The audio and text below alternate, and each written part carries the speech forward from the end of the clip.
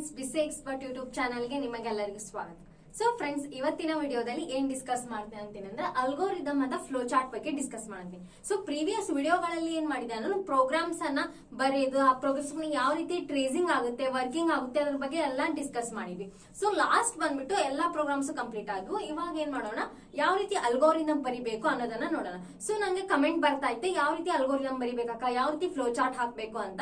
So ಹಾಗಾಗಿ ಈ ವಿಡಿಯೋದಲ್ಲಿ ಅಲ್ಗೋರಿದಮ್ ಮತ್ತೆ ಫ್ಲೋ ಚಾರ್ಟ್ ಅನ್ನ ಹೇಳ್ಕೊಟ್ಬಿಡ್ತೇನೆ. ಅಂದ್ರೆ ನಿಮ್ಗೆ ಕ್ಲಿಯರ್ ಆಗಿ ಅಂಡರ್ಸ್ಟ್ಯಾಂಡ್ ಆಗ್ಬಿಡುತ್ತೆ. ಪ್ರೋಗ್ರಾಮ್ ಆಗುತ್ತೆ, ಅಲ್ಗೋರಿದಮ್ ಆಗುತ್ತೆ, ಮತ್ತೆ ಫ್ಲೋ ಚಾರ್ಟ್ ಕೂಡ ಆಗ್ಬಿಡುತ್ತೆ. ಸೊ ಯಾವ ರೀತಿ ಬರಿಬೇಕು, ಫ್ಲೋ ಚಾರ್ಟ್ ಅನ್ನ ಹಾಕ್ಬೇಕಂದ್ರೆ ಏನೇನ್ ಸ್ಟೆಪ್ಸ್ ಅನ್ನ ಫಾಲೋ ಮಾಡ್ಬೇಕು, ಯಾವ್ದಾದ್ರು ಸಿಂಬಾಲ್ಸ್ ಅನ್ನ ನಾವು ಯೂಸ್ ಮಾಡ್ಬೇಕು ಫ್ಲೋ ಚಾರ್ಟ್ ಹಾಕೋಬೇಕಾದ್ರೆ ಎಲ್ಲವನ್ನ ನಾನು ಡಿಸ್ಕಸ್ ಮಾಡ್ತೀನಿ ಇವತ್ತಿನ ವಿಡಿಯೋದಲ್ಲಿ.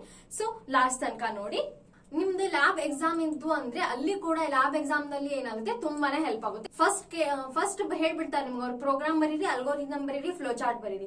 ಆದ್ರೆ ಇನ್ನ ರೇರ್ ಕೇಸ್ ದಾಗ ಏನ್ ಬರ್ತಾರೆ, ಬರೀ ಪ್ರೋಗ್ರಾಮ್ ಅಷ್ಟು ಬರೀರಿ, ಎಕ್ಸಿಕ್ಯೂಟ್ ಮಾಡ್ರಿ ಅಂತ ಹೇಳ್ಬಿಟ್ಟು ಆಮೇಲೆ ಏನ್ ಮಾಡ್ತಾರ, ವೈವಾದಲ್ಲಿ ಏನ್ ಕೇಳ್ತಾರ, ಇದ್ರ ಅಲ್ಗೋರಿದಮ್ ಹೇಳು, ಇದ್ರದ್ದು ಫ್ಲೋ ಚಾರ್ಟ್ ಹಾಕ್, ಅಥವಾ ಇದು ಪ್ರೋಗ್ರಾಮ್ ಯಾವ ರೀತಿ ನೀವು ಟ್ರೇಸ್ ಮಾಡ್ತೀರಿ, ಆ ಪ್ರೋಗ್ರಾಮ್ ಅನ್ನ ಟ್ರೇಸ್ ಮಾಡಿ ತೋರಿಸ್ರಿ ಅಂತ ಹೇಳ್ತಾರ. ಸೊ ಹಾಗಾಗಿ ನಾ ಎಲ್ಲಾ ಪ್ರೋಗ್ರಾಮ್ ಏನ್ ಮಾಡೀನಿ, ನಿಮ್ಗೆ ಕ್ಲಿಯರ್ ಆಗಿ ಅಂಡರ್ಸ್ಟ್ಯಾಂಡ್ ಆಗೋ ರೀತಿಯಲ್ಲಿ ಟ್ರೇಸ್ ಮಾಡಿ ತೋರಿಸೀನಿ. ಸೊ ಇವತ್ತು ಲಾಸ್ಟ್ ಬಂದ್ಬಿಟ್ಟು ಅಲ್ಗೋರಿದಮ್ ಫ್ಲೋ ಚಾರ್ಟ್ ಅನ್ನ ನೋಡ್ಬಿಟ್ರೆ ನಿಮ್ಗೆ ಲ್ಯಾಬ್ ಎಕ್ಸಾಮ್ ಬಗ್ಗೆ ಯಾವುದೇ ರೀತಿಯಾದಂತಹ ಹೆದರಿಕೆ ಅನ್ನೋದು ಇರೋದೇ ಇಲ್ಲ. ನೀವು ಆರಾಮ್ ಹೋಗಿ ಫೇಸ್ ಮಾಡಿ ಬರ್ತೀರಾ ಎಕ್ಸಾಮ್. ಎಲ್ಲರಿಗೂ all the best. So friend, algorithm ಅಂದ್ರೆ ತಿಳ್ಕೊಳ್ಳೋಣ. ಫಸ್ಟ್, algorithm ಅಂತಂದ್ರೆ an algorithm is a set of well defined instruction to solve a particular problem. ಒಂದು ಪ್ರಾಬ್ಲಮ್ ಅನ್ನ ನಾವು ಸಾಲ್ವ್ ಮಾಡಬೇಕು ಅಂದ್ರೆ ಒಂದು ಇನ್ಸ್ಟ್ರಕ್ಷನ್ ಅನ್ನ ಏನ್ ಮಾಡ್ತೀವಿ, ನಾವು ಸ್ಟೆಪ್ ಬೈ ಸ್ಟೆಪ್ ಫಾಲೋ ಮಾಡ್ತಾ ಹೋಗ್ತೇವೆ. ಅದಕ್ಕಂತ ನಾವೇನ್ ಕರಿತೀವಿ, ಅಲ್ಗೋರಿದಮ್ ಅಂತ ಕರಿತೀವಿ. ಎಕ್ಸಾಮ್ ನಲ್ಲಿ ಕೂಡ ಕೇಳಬಹುದು, ವಾಟ್ ಇಸ್ ಅನ್ ಅಲ್ಗೋರಿದಮ್ ಅಂತ. ಸೊ ಅಲ್ಗೋರಿದಮ್ ಅಂತ ಅಂದ್ರೆ it is a step by step instruction to solve a particular problem ಅಂತ ಹೇಳ್ಬೋದು. ನಮ್ಮ ಹತ್ರ ಒಂದು ಪ್ರಾಬ್ಲಮ್ ಇದೆ.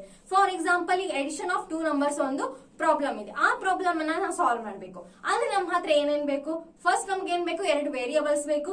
ಆ 2 ವೇರಿಯೇಬಲ್ಸ್ ಅನ್ನ ರೀಡ್ ಮಾಡ್ಬೇಕು.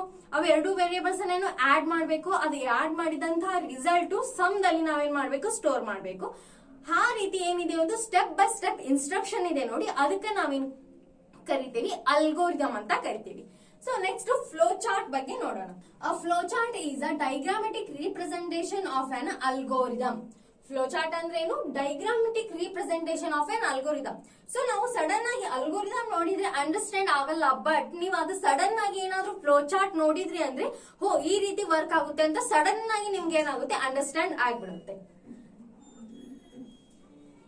A flow chart can be helpful for both writing the program and explaining the program to other.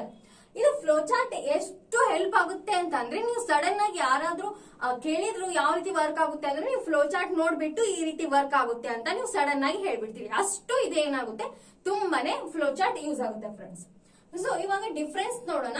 ಏನ್ ಡಿಫ್ರೆನ್ಸ್ ಇದೆ ಫ್ಲೋ ಚಾರ್ಟಿಗೂ ಮತ್ತು ಅಲ್ಗೋರಿದಮ್ಗೂ, ಏನ್ ಡಿಫ್ರೆನ್ಸ್ ಇದೆ ಅಂತ ಚೆಕ್ ಮಾಡ್ಬಿಡೋಣ. ಸೊ ಫಸ್ಟ್ ಡಿಫ್ರೆನ್ಸ್ ಏನ್ ಹೇಳ್ಬೋದು, ನೀವು ಡೆಫಿನೇಷನ್ ಅನ್ನ ಹೇಳ್ಬೋದು. Algorithm is a set of well instruction to solve a particular problem ಅಂತ.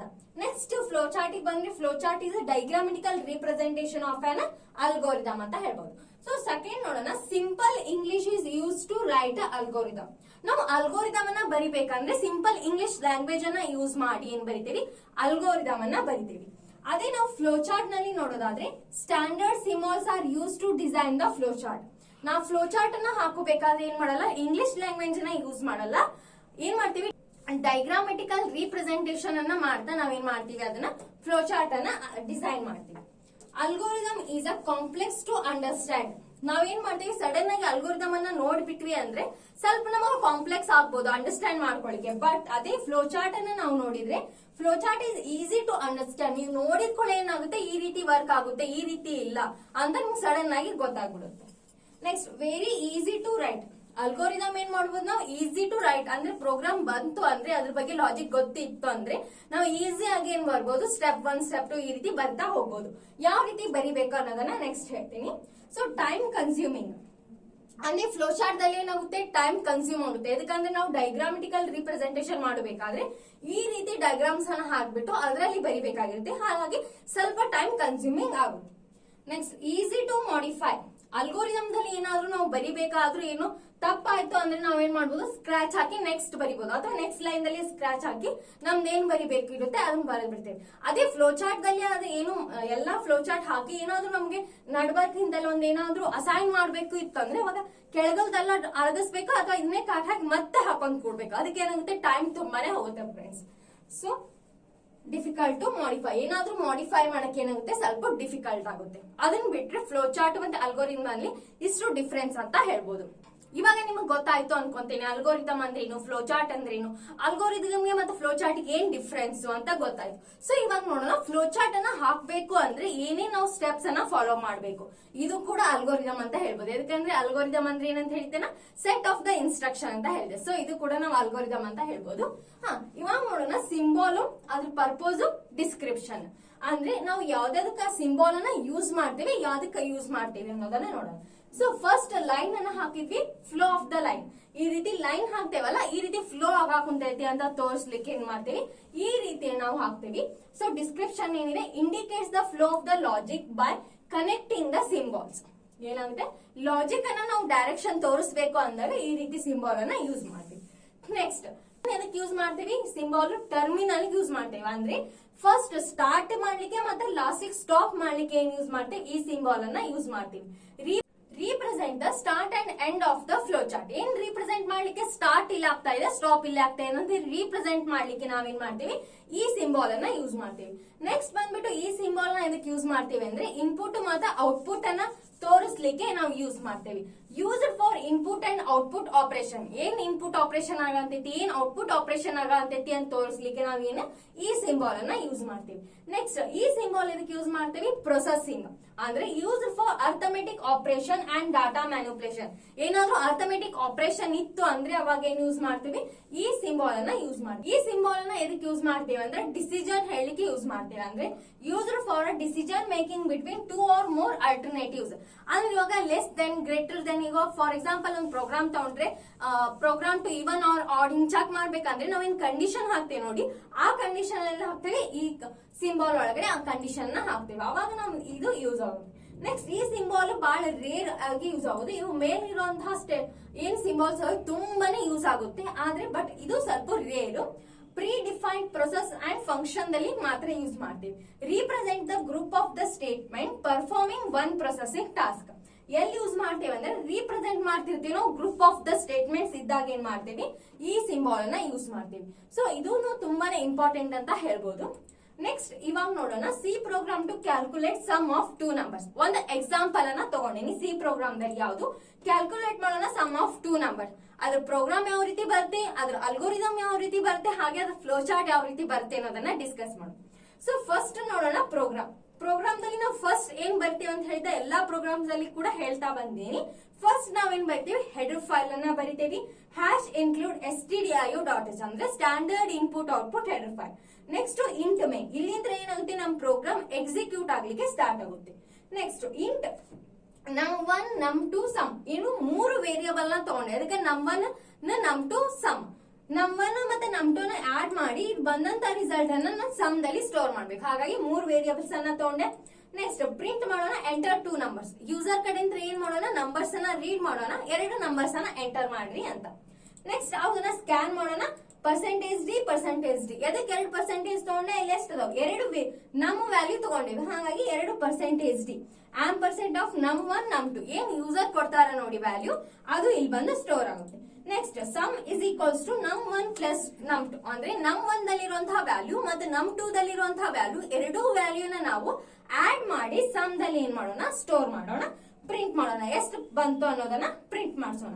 ಔಟ್ಪುಟ್ ಯಾವ ರೀತಿ ಬರುತ್ತೆ ಅಂದ್ರೆ ಎಂಟರ್ 2 ನಂಬರ್ಸ್. ನಾವು ಪ್ರಿಂಟ್ ಎಫ್ ದಲ್ಲಿ ಏನ್ ಬರ್ತಿರ್ತೇವಿ ಅದು ನಮ್ಗೆ ಇಲ್ಲಿ ಬರುತ್ತೆ. 10 ಪ್ಲಸ್ 10 ಯೂಸರ್ ಏನ್ ಮಾಡಿದ್ರು, ಫಾರ್ ಎಕ್ಸಾಂಪಲ್ 10 ಪ್ಲಸ್ 10 ಎಂಟರ್ ಮಾಡಿದ್ರು ಅಂದ್ರೆ 10 ಪ್ಲಸ್ 10 ಇಸ್ ಈಕ್ವಲ್ಸ್ ಟು 20. ಈ ರೀತಿ ಏನಾಯ್ತು, ಔಟ್ಪುಟ್ ಡಿಸ್ಪ್ಲೇ ಆಯ್ತು. ಇದರ ಅಲ್ಗೋರಿದಮ್ ಯಾವ ರೀತಿ ಬರುತ್ತೆ ನೋಡಿ. ಫಸ್ಟ್ ನಾವೇನ್ ಬರಿತೀವಿ, ಅಲ್ಗೋರಿದಮ್ ಬರಿಬೇಕಾದ್ರೆ ಯಾವಾಗ್ಲೂ ಸ್ಟೆಪ್ಸ್ ಅನ್ನ ಫಾಲೋ ಮಾಡ್ತೀವಿ. ಸ್ಟೆಪ್ 1, ಸ್ಟೆಪ್ 2, ಸ್ಟೆಪ್ 3 ಈ ರೀತಿ ಫಾಲೋ ಮಾಡ್ತೀವಿ. ಅದರಲ್ಲಿ ಫಸ್ಟ್ ಸ್ಟೆಪ್ ಯಾವಾಗ್ಲೂ ನಾವು ಸ್ಟಾರ್ಟ್ ಅಂತ ಬರಿತೀವಿ, ಲಾಸ್ಟ್ ಸ್ಟೆಪ್ ಯಾವಾಗ್ಲೂ ಸ್ಟಾಪ್ ಅಂತ ಬರಿತೀವಿ. ಸೊ ಫಸ್ಟ್ ಸ್ಟೆಪ್ ಏನ್ ಬರೆದ, start. Next step 2, declare the variables num1 num2 and sum. So ಒಂದ್ ಹೇಳ್ಬಿಡ್ತೀನಿ, ಅಲ್ಗೋರಿದಮ್ ಅನ್ನ ನಾವು ಬರಿತೇವಿ ಅಂತಂದ್ರೆ ನಾ ಈ ಅಲ್ಗೋರಿದಮ್ ಬರ್ನೆ ಅಂತ ನೀವು ಇದ ಅಲ್ಗೋರಿದಮ್ ಬರಿಬೇಕಂತ ಏನ್ ರೂಲ್ಸ್ ಇಲ್ಲ. ನಿಜ ಹೇಳ್ಬೇಕಂದ್ರೆ ಅಲ್ಗೋರಿದಮ್ ಬರೀಲಿಕ್ಕೆ ಯಾವುದೇ ರೂಲ್ಸ್ ಇಲ್ಲ. ನೀವು ಯಾವ ರೀತಿ ಬೇಕಾದ್ರೂ ಆ ರೀತಿ ನೀವು ಏನು ಸಿಂಪಲ್ ಇಂಗ್ಲಿಷ್ ಲ್ಯಾಂಗ್ವೇಜ್ ಅಲ್ಲಿ ಅಲ್ಗೋರಿದಮ್ ಅನ್ನ ಬರಿಬಹುದು. ಸ್ಟೆಪ್ 2 ನಾ ಏನ್ ಬರ್ದೆ, declare the variable num1 num2 and sum. ನಾ ಏನ್ ಡಿಕ್ಲೇರ್ ಮಾಡಂತೇವಿ, ವ್ಯಾಲ್ಯೂ ವೇರಿಯಬಲ್ಸ್ ಅನ್ನ ಡಿಕ್ಲೇರ್ ಮಾಡ್ತೀವಿ. ನೀವು ಇಲ್ಲೇನ್ ಬರಿಬಹುದು, ರೀಡ್ ದ ವೇರಿಯಬಲ್ಸ್ ಅಂತ ಕೂಡ ಬರಿಬಹುದು. Next step 3, read the values of num1 and num2. ನಾ ಏನು ರೀಡ್ ಮಾಡ್ಬೇಕು, ವ್ಯಾಲ್ಯೂಸ್ num1 ಮತ್ತೆ num2 ಎರಡು ವ್ಯಾಲ್ಯೂಸ್ ಅನ್ನ ರೀಡ್ ಮಾಡ್ಬೇಕು. ರೀಡ್ ಮಾಡಿದೆ. ಸ್ಟೆಪ್ 4 ದಲ್ಲಿ ಏನ್ ಮಾಡ್ತೀವಿ, add num1 and num2 and assign the result to sum. ಏನ್ ಮಾಡ್ಬೇಕು, ನಾ ಏನ್ num1 ಮತ್ತೆ num2 ಅನ್ನ ರೀಡ್ ಮಾಡಿರ್ತೀನಿ ಆ ಎರಡು ವ್ಯಾಲ್ಯೂನ ಏನ್ ಮಾಡ್ಬೇಕು, ಆಡ್ ಮಾಡ್ಬೇಕು. ಮತ್ತ ಬಂದಂತ ರಿಸಲ್ಟ್ ಅನ್ನ ಸಮ್ ಒಳಗಡೆ ಏನ್ ಮಾಡ್ಬೇಕು, ನಾವು ಸ್ಟೋರ್ ಮಾಡ್ಬೇಕು. ಸೊ ಅದ್ರದೊಂದು ಫಾರ್ಮುಲಾ ಏನಂತ ಹೇಳಿದ್ರೆ, some num1 plus num2. num1 num2 ದಲ್ಲಿ ಏನ್ ಆನ್ಸರ್ ಬಂದಿರ್ತೈತಿ ಅದೆಲ್ಲಿ ಹೋಗಿ ಸ್ಟೋರ್ ಆಗ್ಬೇಕು, ಸಮ್ ದಲ್ಲಿ ಹೋಗಿ ಸ್ಟೋರ್ ಆಗ್ಬೇಕು. Next step 5, display the sum. ಏನ್ ಸ್ಟೆಪ್ 5 ಆಗುತ್ತೆ, ಔಟ್ಪುಟ್ ಡಿಸ್ಪ್ಲೇ ಆಗ್ಬೇಕು. ಸೊ ಹಾಗಾಗಿ ಡಿಸ್ಪ್ಲೇ ದ ಸಮ್ ಅಂತ ಬರ್ವಿ. Last step 6, stop. ಅಂದ್ರೆ ನಮ್ದು ಇಲ್ಲಿ ನಮ್ ಅಲ್ಗೋರಿದಮ್ ಏನಾಯ್ತು, ಎಂಡ್ ಆಯ್ತು. ಫಸ್ಟ್ ನಾವ್ ಯಾವಾಗ್ಲೂ ಬರ್ತೀವಿ, ಸ್ಟೆಪ್ 1 ಯಾವಾಗ್ಲೂ ಸ್ಟಾರ್ಟ್ ಬರಿಬೇಕು, ಲಾಸ್ಟ್ ಸ್ಟೆಪ್ ಯಾವಾಗ್ಲೂ ಸ್ಟಾಪ್ ಅಂತ ಬರೀಲೇಬೇಕು. ಸೊ ಫ್ರೆಂಡ್ಸ್, ಇವಾಗ ಏನಾಯ್ತು, ಪ್ರೋಗ್ರಾಮ್ ಆಯ್ತು, ಅಲ್ಗೋರಿದಮ್ ಆಯ್ತು. ಇದು ಸೊ ಯಾವ ರೀತಿ ಫ್ಲೋ ಚಾರ್ಟ್ ಬರುತ್ತೆ ಅನ್ನೋದನ್ನ ನೋಡೋಣ. ಸೊ ಫಸ್ಟ್ ಏನ್ ಬರಿತೀವಿ, ನಾವು ಸ್ಟಾರ್ಟ್ ಅನ್ನ ಬರಿತೀವಿ. ಈ ಸ್ಟಾರ್ಟ್ ಅನ್ನ ಬರೀಲಿಕ್ಕೆ ಯಾವ ಸಿಂಬಾಲ್ ಯೂಸ್ ಮಾಡಿದ್ವಿ, ಈ ಸಿಂಬಾಲ್ ಅನ್ನ ಯೂಸ್ ಮಾಡಿದ್ವಿ. ಅದಕ್ಕೆ ಇಲ್ಲಿದೆ ನೋಡಿ, ಟರ್ಮಿನಲ್ ಅನ್ನ ನಾವು ಯೂಸ್ ಮಾಡ್ಬೇಕು ಅಂದ್ರೆ ಈ ಸಿಂಬಾಲ್ ಅನ್ನ ಯೂಸ್ ಮಾಡ್ಬೇಕು start and stopping. So start ಮತ್ತೆ ಸ್ಟಾಪಿಂಗ್ ನ ಯಾವ ಸಿಂಬಾಲ್ ಯೂಸ್ ಮಾಡಿದೆ, ಈ ಟರ್ಮಿನಲ್ ಸಿಂಬಾಲ್ ನ ಯೂಸ್ ಮಾಡಿದೆ. Next declare the variable n1 n2 and sum. ಇಲ್ಲಿದೆ ನೋಡಿ, ಪ್ರೊಸೆಸಿಂಗ್. ಏನ್ ಪ್ರೊಸೆಸ್ ಆಗಾಕ್ ಕುಂತೈತಿ ಅನ್ನೋದಕ್ಕೆ ನಾವೇನ್ ಯೂಸ್ ಮಾಡ್ತೇವಿ ಅದನ್ನ ಇಲ್ಲಿ ಯೂಸ್ ಮಾಡಿದೆ. ಡಿಕ್ಲೇರ್ ದ ವೇರಿಯಬಲ್ ಏನ್ ಮಾಡಂತೀವಿ, ನಾವು ಡಿಕ್ಲೇರ್ ಮಾಡಂತೇವೆ variables. Next read the variable num1 and num2. ನಾ ಏನ್ ಯೂಸ್ ಮಾಡಿದೆ, ಇಲ್ಲಿ ಇನ್ಪುಟ್ ಟು ಔಟ್ಪುಟ್ ರೀಪ್ರೆಸೆಂಟ್ ಮಾಡ್ಲಿಕ್ಕೆ ನಾನು ಈ ಸಿಂಬಾಲ್ ನ ಯೂಸ್ ಮಾಡ್ತೀವಿ ಅಂತ ಹೇಳಿದ್ದೆ. ಸೊ ಇನ್ಪುಟ್ ನಾ ಏನ್ ಕೊಡ ಅಂತೇನಿ, num1 num2 ಇನ್ಪುಟ್ ಅನ್ನ ಕೊಡ ಅಂತೀನಿ, ಆಡ್ ಮಾಡ್ಬೇಕಾಗಿದೆ. ಸೊ ಹಾಗಾಗಿ ನಾ ಇನ್ಪುಟ್ ಏನ್ ಕೊಡ ಅಂತೀನಿ, num1 num2. ಅದಕ್ಕೆ ಈ ಸಿಂಬಾಲ್ ನ ಯೂಸ್ ಮಾಡಿ. ನೆಕ್ಸ್ಟ್ ಮತ್ತೇನ್ ಮಾಡ್ಬೇಕು, ಅದು ಪ್ರೊಸೆಸ್ ಆಗಬೇಕು. num1 ದಲ್ಲಿ ಇರುವಂತಹ ವ್ಯಾಲ್ಯೂ, num2 ದಲ್ಲಿ ಇರುವಂತಹ ವ್ಯಾಲ್ಯೂ, ಎರಡು ವ್ಯಾಲ್ಯೂ ಏನಾಗಬೇಕು, ಆಡ್ ಆಗ್ಬೇಕು. ಆಡ್ ಆದಂತಹ ರಿಸಲ್ಟ್ ಸಮ್ ದಲ್ಲಿ ಪ್ರಿಂಟ್ ಆಗಬೇಕು. ಇದು ಏನ್ ನಮ್ದು ಪ್ರೊಸೆಸ್. ಸೊ ಹಾಗಾಗಿ ಇದನ್ನ ಏನ್ ಮಾಡಿದೆ, ನಾನು ಪ್ರೊಸೆಸ್ ಈ ಸಿಂಬಾಲ್ ನ ಯೂಸ್ ಮಾಡಿದ್ವಿ. Next print the sum variable. ಏನ್ ರಿಸಲ್ಟ್ ಬಂದಿರುತ್ತೆ ಅದನ್ನ ಪ್ರಿಂಟ್ ಮಾಡಬೇಕು. ಅಲ್ಲೇನಿದೆ, ಔಟ್ಪುಟ್ ಏನ್ ಯೂಸ್ ಮಾಡ್ತೀವಿ, ಇನ್ಪುಟ್ ಔಟ್ಪುಟ್ ಇದೇ ಸಿಂಬಾಲ್ ನ ಯೂಸ್ ಮಾಡ್ತಾ ಇದೀವಿ. ಔಟ್ಪುಟ್ ಏನ್ ಬಂತು ಅದು ಸ್ಟೋರ್ ಆಗ್ಲಿಕ್ಕೆ ನಾವೇನ್ ಮಾಡಿದ್ವಿ, ಈ ಸಿಂಬಾಲ್ ಅನ್ನ ಏನ್ ಮಾಡಿದ್ವಿ, ನಾವು ಯೂಸ್ ಮಾಡಿದ್ವಿ. ಲಾಸ್ಟ್ ಸ್ಟಾಪ್, ಸ್ಟಾಪಿಂಗ್ ನಾವು ಇಲ್ಲಿದೆ ನೋಡಿ, ಈ ಸಿಂಬಾಲ್ ನ ಯೂಸ್ ಮಾಡಿದ್ವಿ. ಸೊ ಇದು ಈ ರೀತಿ ಫ್ಲೋ ಆಗ ಕುಂತೈತಿ ಅಂತ ಡೈರೆಕ್ಷನ್ ತೋರಿಸ್ಲಿಕ್ಕೆ ಇದು ಆರೋ ಮಾರ್ಕ್ ಅನ್ನ ಏನ್ ಮಾಡಿದ್ವಿ, ನಾವು ಯೂಸ್ ಮಾಡಿದ್ವಿ. ಫ್ರೆಂಡ್ಸ್, ಈ ರೀತಿ ಫ್ಲೋ ಚಾರ್ಟ್ ಅನ್ನ ನಾವು ಡಿಸೈನ್ ಮಾಡಬಹುದು. ತುಂಬಾನೇ ಯೂಸ್ ಆಗುವಂತಹದ್ದು ಇದು. ಫ್ಲೋ ಲೈನ್ ಆಗಿರ್ಬೋದು, ಸ್ಟಾರ್ಟ್ ಅಂಡ್ ಸ್ಟಾಪ್ ಆಗಿರ್ಬೋದು, ಇನ್ಪುಟ್ ಔಟ್ಪುಟ್, ಪ್ರೊಸೆಸ್, ಡಿಸಿಷನ್, ಇವು ಎಷ್ಟು ಏನಿದೆ ನೋಡಿ ಸಿಂಬಾಲ್ಸ್, ಇವು ತುಂಬಾನೇ ಯೂಸ್ ಆಗುತ್ತೆ. ಫ್ರೆಂಡ್ಸ್ ಇವತ್ತಿನ ವಿಡಿಯೋ ತುಂಬಾನೇ ಹೆಲ್ಪ್ಫುಲ್ ಅಂತ ಹೇಳ್ಬೋದು. ಯಾಕಂದ್ರೆ ಲ್ಯಾಬ್ ಎಕ್ಸಾಮ್ ನಾಳೆ ಇದೆ ಅಂತ ಅಂದ್ರೆ ಇವತ್ತು ಈ ವಿಡಿಯೋ ಏನಾದ್ರೂ ನೀವು ನೋಡಿದ್ರಿ ಅಂತ ಅಂದ್ರೆ ತುಂಬಾ ಹೆಲ್ಪ್ ಆಗುತ್ತೆ. ಯಾಕಂದ್ರೆ ಈ ವಿಡಿಯೋದಲ್ಲಿ ನಿಮ್ ಲ್ಯಾಬ್ ದಲ್ಲಿ ಕೇಳುವಂತಹ ಸಮ್ ಕ್ವಶನ್ಸ್ ಅನ್ನ ಏನ್ ಮಾಡಿದೆ ಇಲ್ಲಿ ಡಿಸ್ಕಸ್ ಮಾಡಿದೆ. ಫಾರ್ ಎಕ್ಸಾಂಪಲ್ ಆಗಿರ್ಬೋದು, what is an algorithm, what is an flow, difference between the flow chart and algorithm, ಯಾವ ರೀತಿ. ಎಕ್ಸಾಮ್ ದಲ್ಲಿ ಇನ್ನೊಂದು ಕೂಡ ಕೇಳ್ತಾರೆ, ವೈವಾದಲ್ಲಿ ನಿಮ್ಮ ಸಿಂಬಾಲ್ ಅನ್ನ ಹಾಕಿ ಸಿಂಬಾಲ್ ಏನೇನ್ ಪರ್ಪೋಸ್ ನೀವು ಈ ಸಿಂಬಾಲ್ ನ ಯೂಸ್ ಮಾಡಿರ ಅಂತ ಕೂಡ ಕೇಳ್ಬೋದು. ಅವಾಗ ಏನ್ ಮಾಡ್ಬೋದು, ನೀವು ಫ್ಲೋ ಚಾರ್ಟ್ ಏನ್ ಹಾಕ್ಬೇಕು, ಇದೆ ನೋಡಿ, ಈ ಫ್ಲೋ ಚಾರ್ಟ್ ಅನ್ನ ನೀವು ಅಲ್ಲಿ ಹಾಕ್ಬೇಕು. So thank you for watching. Like, share, subscribe to BC Expert channel.